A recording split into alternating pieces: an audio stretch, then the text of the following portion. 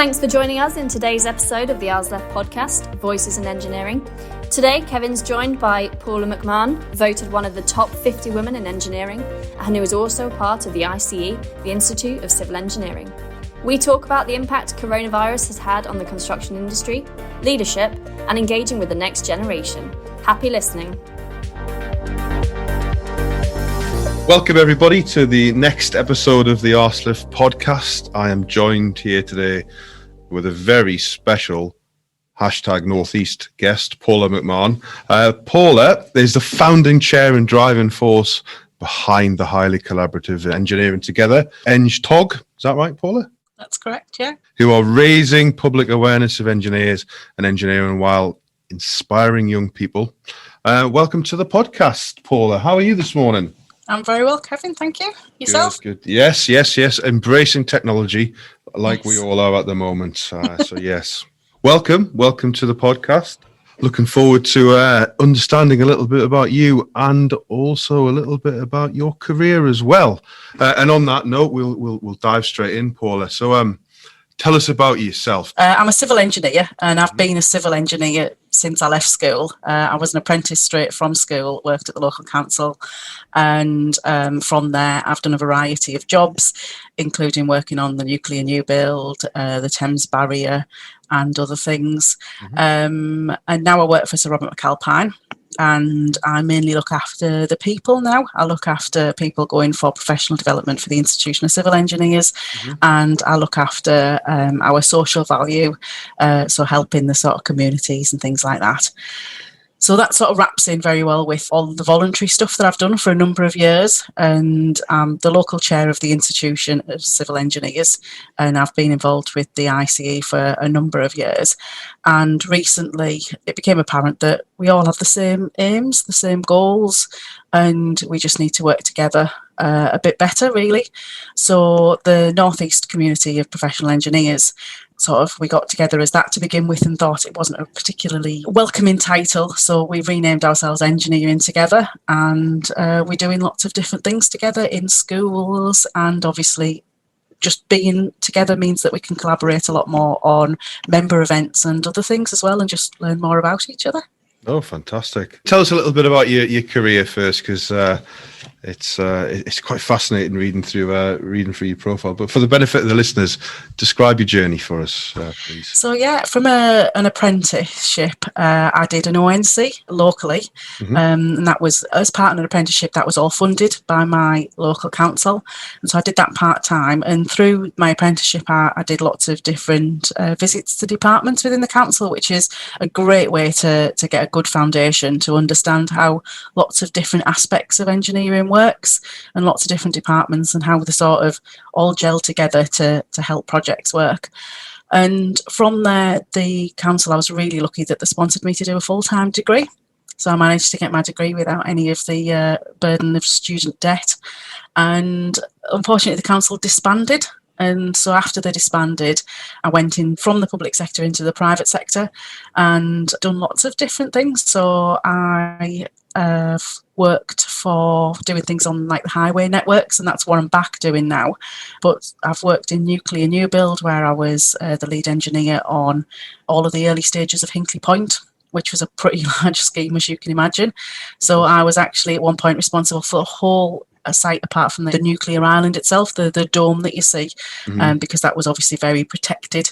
And I was responsible for all of the balance of plant with all of the different disciplines. I've also looked after multidiscipline teams for Dubai Aluminium, building great big smelting plants and all of the associated infrastructure, all of the drainage. They've even got, at Dubai, they've even got their own bus depot because it's that huge a site. And my most recent job before working for Sir Robert McAlpine was the SNF site at Billingham. Oh, yes. Yeah, so that's an oil and gas industrial site, and that sort of £200 million project. I was the design manager for that, and then I went on to being the construction manager on site.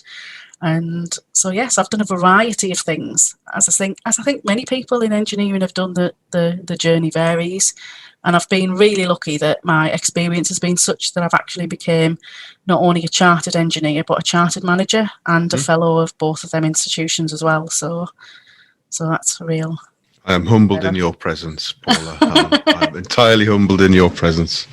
Don't know where to go from there, actually, because you've blown me out of the water. That's a stellar civil engineering CV there that you've just reeled off the tongue like it was just all, just matter of fact here. That's fantastic. Let's focus in a little bit on EngTog then. So, what's the concept of EngTog? So, collaboration, really. We all have similar goals. We're all trying to reach the same end game of getting more people of all ages into engineering, because we're facing a shortage of people in engineering. So promoting engineers of the future is something that I think all of the institutions, all of the professional institutions and many other organisations are really keen to do. So the more we work together, it just means that we can sort of share that workload and be more effective. But also it's about educating the public, because members of the public, parents and people at home are the ones that influence those in school and in education. But also I think as a society, I think we need people to understand how much work and effort goes into engineering, because the more people are educated in that, I think the more chance we've got of looking at a sustainable future. It's a really good point, that, actually, because we have this discussion internally here, because what we do in ArSLIF is generally hidden. It's underground. Sometimes, I've said this a few times. Sometimes you often feel like you're in the way when you're on a construction site, because it's not seen. It's not the sexy build. It's not out the ground. So if you can't see it, you don't know it's there. Obviously, in our opinion, sometimes not always, but sometimes it's undervalued. The amount of effort that goes into building something underground that you can't see. Because you can't see, you don't necessarily always know what the risks are involved. So yeah, it's a tough one for us. Similar to your concept there, for us trying to attract people into that can go like this. So come into an industry where you 9 times out of 10 you'll not see what you're going to build. You don't know what you're going to be encountering, and that's going to be you for the rest of your career. How about that? It can be quite a tough sell. But on the point of engineers, Paula, does EngTog extend out to beyond engineers? Is it skilled workers, etc.? Is it a bit broader than that? Yeah, I mean, one of the things that sort of, when I set the group up, was that everybody was welcome. Mm-hmm. So as well as actually being people from professional engineering institutions, the RSA are involved, the Royal Society of Arts, Commerce and Manufacturers. There's people that are STEM presenters. The STEM is science, technology, engineering, mathematics, and they actually go into schools, and they're sort of from the education point of view. We've got Engineering UK involved in it as well.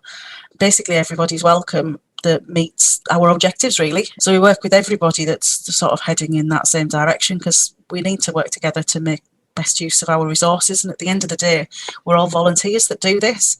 And obviously time is very, very precious. So the more we can work together to make the best use of that time, then it's a win-win, really. We even work with the Women's Engineering Society. Okay. That includes not just engineers, but scientists as well. Mm-hmm. Because, again, it's very interlinked, and the lines between roles of engineer, scientist, mathematician, technologist are all blurring, very much coming together. Interesting point on the blurred lines, and I suppose where I'm going to go with this, I'm going to ask you a pretty big question, actually, and it's a very general question, and it might be difficult to answer. What do you think the biggest barrier is towards attracting people into construction engineering in general that you face? I think a lot of people think of construction and think of mucky building sites, but people see that as the only thing, and it isn't the only thing. I think the way to attract people into the industry is to, one, tell them that they're leaving a legacy for society, because they are, and there's no doubt about it. The work that your company do, without it, the project wouldn't exist, and it might end up buried at the end of the day. But without them strong foundations, then nothing will stand up. And I think, for me, most engineers and most people that get into engineering like the idea that they actually leave a legacy beyond their day-to-day work, and that they can drive past a building, a hospital, a bridge, or whatever, and say, I helped create that. And I think that's what a lot of people, if you ask them, get into engineering because they like to leave that legacy. And it's not just the thing itself; it's what the thing can do. It's at the end of the day, engineers, we create things that society needs and wants, and society literally can't function without us. And they may not realise it, and they may not realise to the extent at which we actually help and control, the lives that they live. But literally, without foundations for things, nothing would stand up, and we wouldn't have somewhere to go to school, we wouldn't have hospitals, we wouldn't have places to live. So I think that's part of the key is to inform people what the job really is about and how it helps people. It's a really good answer to a very general question. Thank you very much, Paula. It's really interesting times actually at the moment because, with the global pandemic, I don't think that we should really spend too much time talking about it because it's in everyone's lives every single day. But from where we are and where most of our key customers are as well, everyone seems to be very, very busy. Yeah. Just interested to find your view on why you think that is at the moment. I think there's a few reasons. One, people are ploughing themselves into work. And I know that being on the online format as well, and I've been guilty of this myself, you have a meeting slot and you tend to go back to back on meetings. And there's some days I'm like, oh my goodness, I don't even have time to go and get a glass of water. And I think some of that's to do with the fact that a lot of engineers and a lot of people in our industry are passionate about what they do. And so, I think they've over-egged what they can fit into a day, and I know I have. I think that's part of it. I think when the future's uncertain, I think people want to make the best of what they've got, and so they are sort of giving that extra mile at the moment. It's just more work out there, whether it's that people are trying to get things finished while they can. I know in terms of sort of the highway sector, because the traffic's been less, we certainly have been busy. Because we've been making the most of road booking space because there's been less traffic on the road. There is more opportunities to actually do road closures, so we're squeezing in work that way. So I think there's a whole host of reasons. Yeah, the reason I asked the question is just to see whether you think that this patch that we seem to be going through will add towards the attraction of younger generations of moving into construction in the future. For me, I think that there's a few good things that's come out of the COVID. There's a lot of negatives, but there is quite a few good things, and I think these will help towards attract people into construction generally, whichever field of construction that's in there. And one of them is that we've definitely become more people focused. We now understand that, again, this blurring of lines between home and work has just totally merged. And so I think people have become a bit kinder, a bit more understanding that work isn't everything and that there is a home life and it has to be balanced and we have to consider more flexible working, and that we've realised that we can actually do certain things from home and we can be more flexible. And I think that helps in terms of recruiting and retaining people. Yeah, we can see it, and there's definitely been a mood shift. I think it's just construction's accelerated towards being a little bit more flexible and modern. What do you think would be the key message from industry leaders to continue this journey and keeping up the momentum towards attracting the next generation into construction and engineering? Leaders always have to lead by example, and regardless of what you're talking about. So I think the leaders need to sort of continue the positive things that we've got and make sure that well-being doesn't go away, because it isn't going to go away. No. And by keeping that up, instead of just going back to how it was before, I think we all need to just bear in mind that there was some good things that came out of this period, and I think keeping them on the agenda, keeping them as part of companies' strategy and vision is key. And that's what leaders should be doing, is setting that vision so then everybody else works to it, and leading by example and making it part of everyday life. That, asking people, how are you doing, before you start any meeting, just having the odd coffee break together, to really sort of find out that something that, in somebody's personal life maybe just check in on them every now and then. And that's happening now when it never did before. This has leveled the playing field for many people.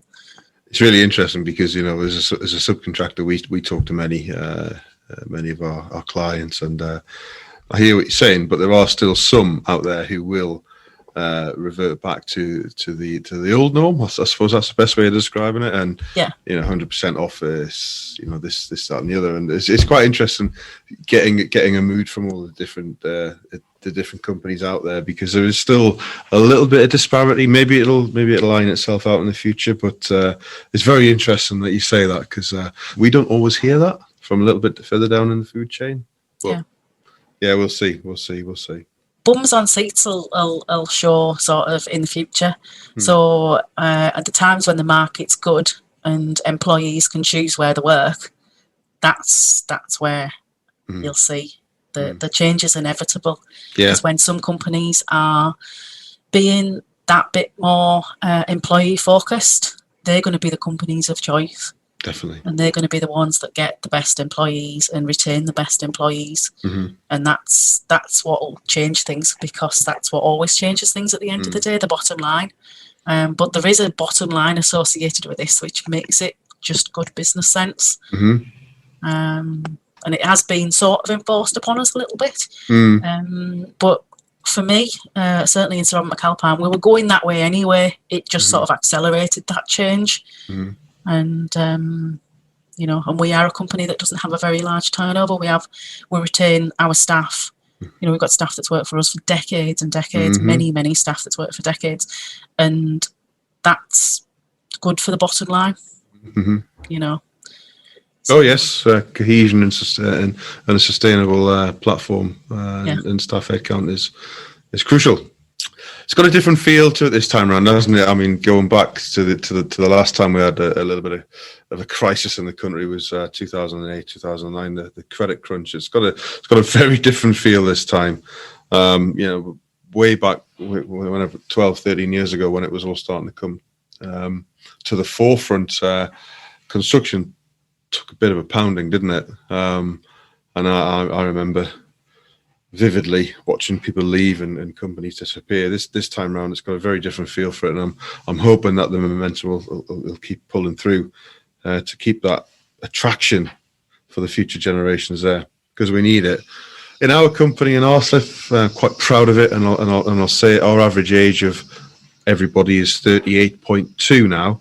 It's gone up slightly, and I think that's a pretty strong place to be, where we've got a good generational mix and a good mix of experience and age groups, and I think that's very, very strong. And I'm hoping others follow that journey as well. I'm going to ask you a question on leadership. What's the most important lesson that you've learned in leadership over the years? Well, I've always thought it's really important to be sort of truthful and honest and lead by example. But I think as I've gotten older, I've learned more and more that listening is more important than actually the messages that you give out. Because if you listen first, then the messages are bound to hit better, because you've actually taken on board other people's comments. And I think when I was probably younger, I didn't listen. I certainly didn't listen as much as I do now. And I think that's part of understanding that everybody has something to say, even though initially sometimes they don't communicate it very well. But if you drill down, almost everybody, when they're trying to tell you something, has got something of value. And if you listen and take on board them comments, you bring people along with you, whatever you're trying to achieve. Whether it be your day-to-day operations, whether it be your introducing something new, a different way of working, getting through a crisis together, whatever it might be, I think listening is absolutely fundamental, and to everybody equally. And I think we all struggle with that. We've all got, people that you tend to listen to more than others, and I think listening to people equally and understanding your own unconscious biases is something that I've learned to do much better over the recent years, and to take everyone's So how's that changed your values over the years and your approach? It's changed my approach. So that's the way I've changed my approach. My values, I think, just including everybody is always been important to me. And as I say, maybe when I was younger, I didn't realise how to do that quite so well.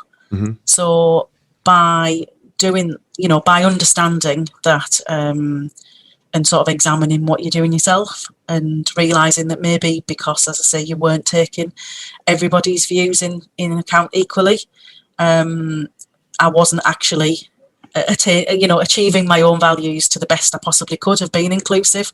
So I think that sort of, I hadn't even heard of unconscious bias when I came into the industry. What would that even be? It's a relatively recent thing that we've talked about. And, that training sort of really opened up my eyes that we all do it. It's human nature to do it. But to actually put in place mechanisms to overcome it and understand it and acknowledge it, and then put in place mechanisms to make it truly equal. To me, that was a total game changer to me.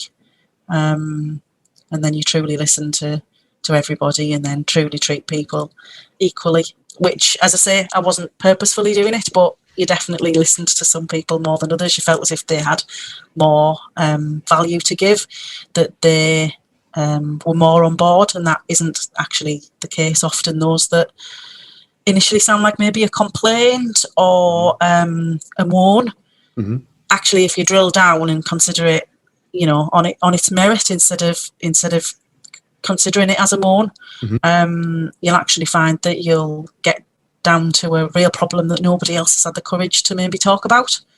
And that's where you should be as a leader, and that makes everybody want to speak up, which totally improves everything. Getting different viewpoints and, finding out about the problems, because if you don't deal with problems head on, you're never going to deal with them. I hope the staff of ARSLIF have just listened to that very profound position statement from you, Paula, because I sometimes struggle for people to tell me the problems, and we talk quite a lot as a team, but sometimes it's just finding ways of teasing it out of people. Paula, you are a very, very busy person, and I'm looking at something that we've not touched on, which I want to touch on a little bit actually, called Warp It. Can you tell the listeners what it is, please? Because it sounds really interesting. Yeah, so Warp It is it's something I've only just sort of helped touch upon by sort of having involvement in like a strategy group talking about the things that we do. Warp It has two sides to it. One is the basically recycling. So it's an absolutely great system where anybody that has got things that they need to get rid of, it's a system where you can advertise it, and it could be giving it away for free, it could be a small charge, but it's basically a way of recycling things in an extremely sustainable way, because the amount of companies, especially local authorities, hospitals, things like that, they'll have a refit of a ward or whatever, and there'll be just decent stuff that's just going to go in the bin that you have to pay to get rid of, whereas other people could actually use it.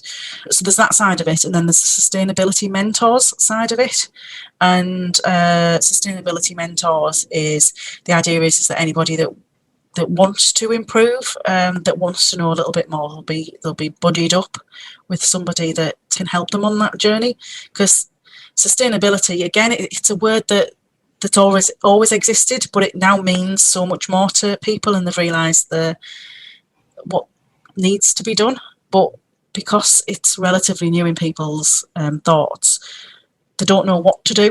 And again, it's just another way of having a mentor system that people can accelerate their own change and their own development to reach the end goal, which is where we all need to be, which is to actually put in place climate action, to have zero waste, to think about things differently, to have true sustainability, to think about the long term and the next generation instead of just what we're doing right now.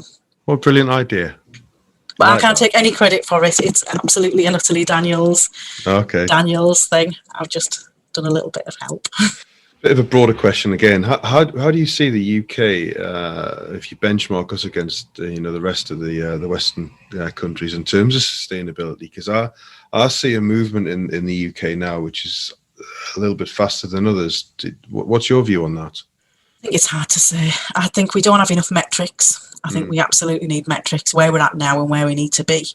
And I think a real way to accelerate everything is to have in place policies and laws.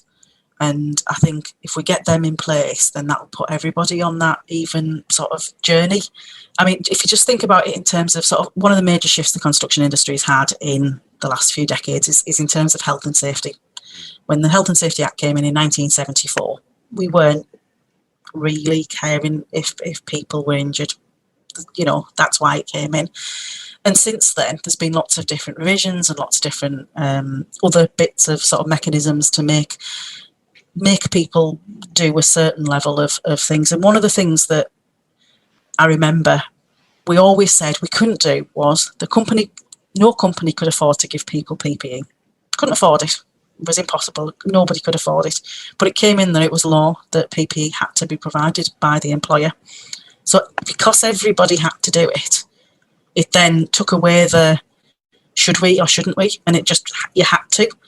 And it was a level playing field. And yes, it was a pain barrier financially for that first few months. But then after that, everybody's on the same platform, that same playing field. And so then it doesn't become a choice anymore, and it doesn't become that some companies have got that financial advantage over others. And to me, that's the way that the UK can lead the way. And to be truthful, I don't care if the UK leads the way. Everybody needs to do this. They just totally need to. The whole world needs to do it. But yeah, from a UK perspective, I know that if we had legislation in place and everybody had to do a certain minimum, then it would accelerate it much quicker, and we'd all be on that level playing field.